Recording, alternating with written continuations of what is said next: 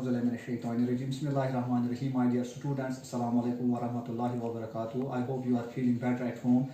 And as usual, we are going to start another important live class for you people. That's about the subject physics. The title of the topic is electricity. So, my dear students, let's start today's topic. But I want to start my today's topic with a beautiful and a very famous proverb, that is strike while the iron is hot. It means that take advantage of good opportunities or good situations before they change. What does it mean? It means that, my dear student, your teachers are providing you live class. So, my dear students, you need to watch these videos very seriously again and again at home. Then you prepare yourself for upcoming examination. So let's start today's topic. What is my topic? My topic is electricity, and this chapter is very big chapter and it has 6 marks in your syllabus. Clear?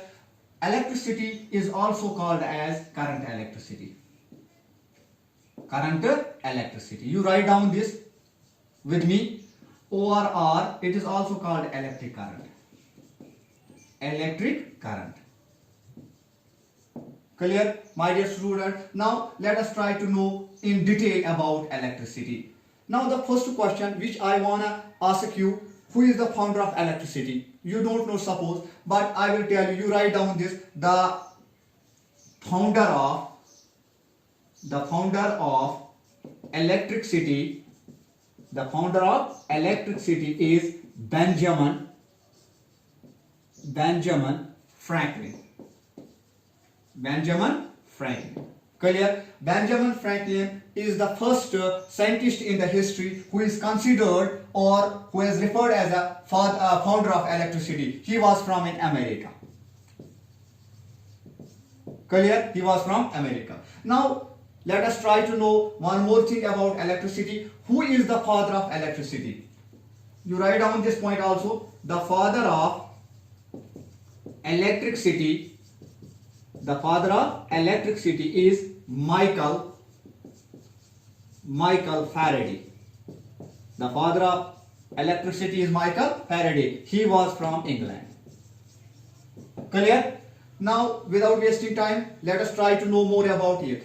But this word, this term electricity was first of all given by or coined by an English scientist. His name was William Galvin. William Galvin. Who has coined the word electricity? William Galvin. He was from England. And William Galvin has taken this word, this electricity word has taken from Latin word or a Greek word. Latin word or Greek word.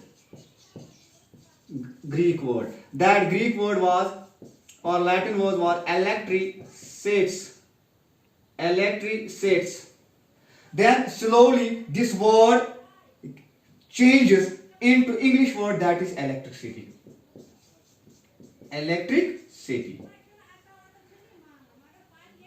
This the word electricity was first of all given by William Galvin. He has taken this word from Latin word or Greek word, that is electricities, or which later becomes English word, that's electricity. But some books writes that the word electricity has been taken from a Latin word, that is electron.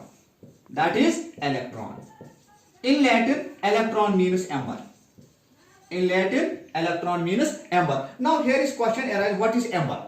Ember is a yellow or reddish brown stone used for making jewelry. Clear? You write down this.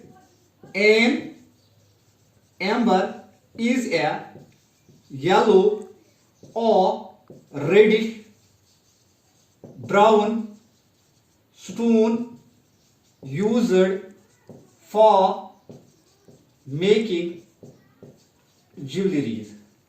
Clear? Let me write the board, or let me rub the board, sorry, in order to make more space for you. Now so far we have discussed few things about electricity. Now we will try to know what actually the electricity is. The word, now we will make one type of definition of electricity like this. The word electricity has been derived from a Greek word electron, which means ember. And amber is a yellow or reddish brown stone used for making jewelry. And electricity is very important source of energy because we are wholly or solely dependent on electricity. Because also electricity is used everywhere, like in our homes, industries, factories, etc. There is hardly any field where electricity is not needed. For example, its importance can be felt as once when electric supply cuts or breaks at your home. I will provide you a simple example in order to understand the importance of electricity. For example, if there is a World Cup, and in the World Cup there are different teams, but the two teams have get their position in the final, say Pakistan and India, and now you are watching the final match between India and Pakistan at home, but suddenly the electric supply cuts or breaks at your home. At that time you will realize the importance of electricity. There are so many so much importance of electricity. For example, electricity used for ironing our clothes, it's used for cooking the food, it's used to run the television, irrigation field also works on this electricity. Nowadays there are some trains which works on this electricity. The fan of room also works on electricity. So its importance is so much. In short, before we try to know more about electricity, we should have enough knowledge about electric charge, types of electric charge, and properties or characteristics of electric charge. So we will try to go and touch another important topic, that is about electric charges. Now my dear students, listen, my another topic is electric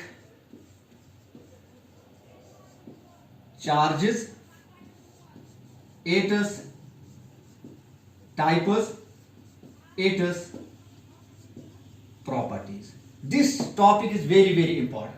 Now first of all, let us try to know about electric charge, or we can say charge. Now my dear students, electric charge is a characteristic property that accompanies the fundamental particles like electrons, protons, neutrons, wherever they exist.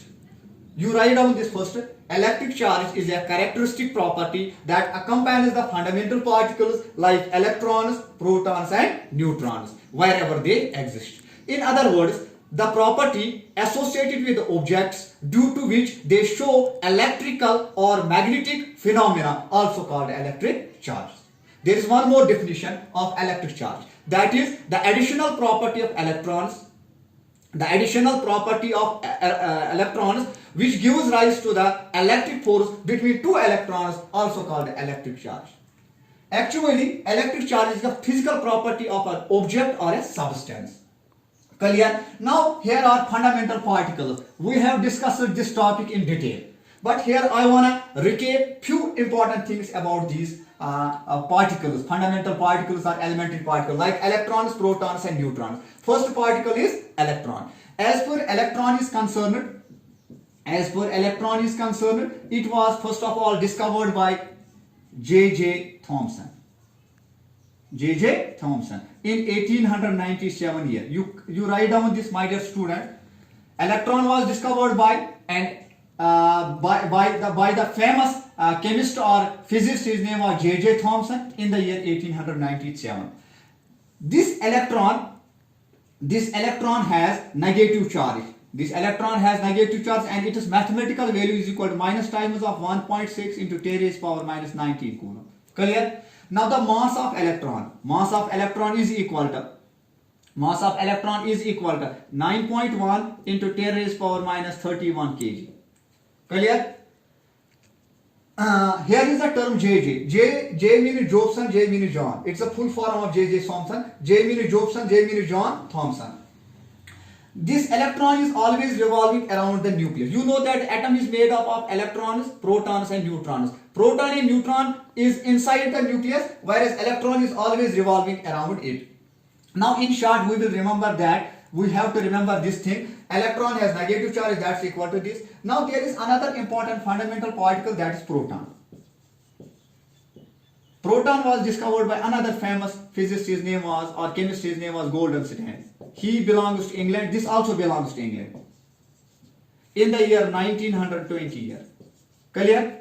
Electron has negative charge, proton has equal charge to electron, but here is positive, here is negative. That's equal to 1.6 into 10 raised power minus 19 volt. Clear? The mass of proton is equal to 1.67 into 10 raised power minus 27 kg. Clear? This proton was discovered by Gordon-Staine in the year 1920. It has positive charge, that's equal to this, and its mass is equal to this. This proton is always present inside the nucleus of an atom. Clear? Now there is a last term, that's a neutron. It is also fundamental particle. What is neutron? Neutron is a neutral particle. Neutral particle means it is neither positive nor negative. In other words, we can say that neutron is chargeless. Chargeless. ORR, it's neutral. Clear? And this neutron was discovered by another famous chemist or physicist. His name was James Chadwick. James Chadwick in 1932 year. It has only mass, no charge. That mass of mass of neutron is equal to 1.67 into 10 raised power minus 27 kg. And this was a brief introduction about fundamental particles. Now actually we have to define types of charge. My dear student, you write down this. There are mainly two types of charges. Two types of charges. That is positive charge,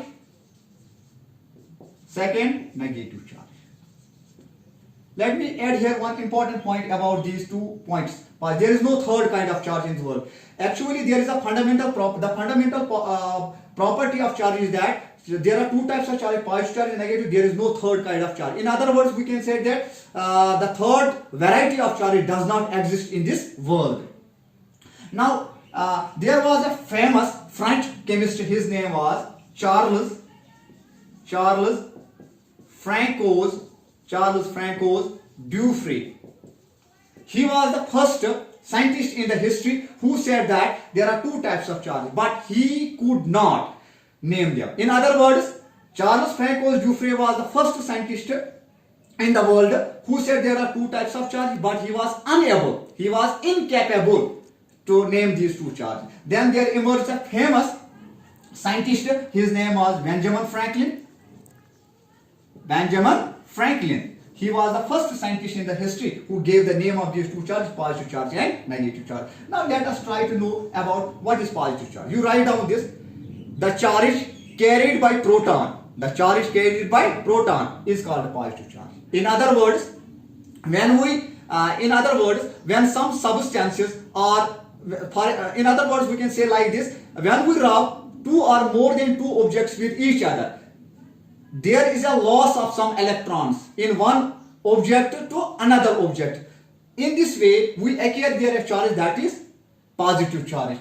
And this technique is called charging of substances or charging of substance or electrification. And now there is also negative charge. The charge carried by electron called negative charge. In other words, there are some substance which gains electrons on rubbing with each other. That type of charge is negative charge, and this technique is also called charging of substance or electrification. When we rub two objects with each other, for example glass rod and silk, one substance loses electron, another gains. The substance which loses electrons gains positive charge, and another which gains electrons produces negative charge. And by this process there is an attraction, but this type of electricity is called frictional electricity or static electricity. And there was a famous Greek philosopher, his name was Thales of Miletus, that is considered as a father of frictional electricity. Now this was a brief introduction about positive charge and negative charge. Now there is a last term now, properties of charge. Inshallah, I think it is enough for today. Inshallah, in next live class we will discuss properties of charge in a detail. I hope you will watch these videos, and after watching these videos very keenly, very seriously and very very cautiously at home. You will make notes, and accordingly you will prepare yourself for upcoming exams, because we have already lost two important months already, that's March and April. Now we don't want to lost any more month, because your time is precious. Your time is precious, because you have to prepare yourself for upcoming exam. So inshallah, in next video we will discuss properties of charges in detail. This is enough for today. Thank you, have a nice day. But before we conclude, once again I request to you that you watch these videos. After watching these videos, you will share it as much as you can. Thank you, have a nice day.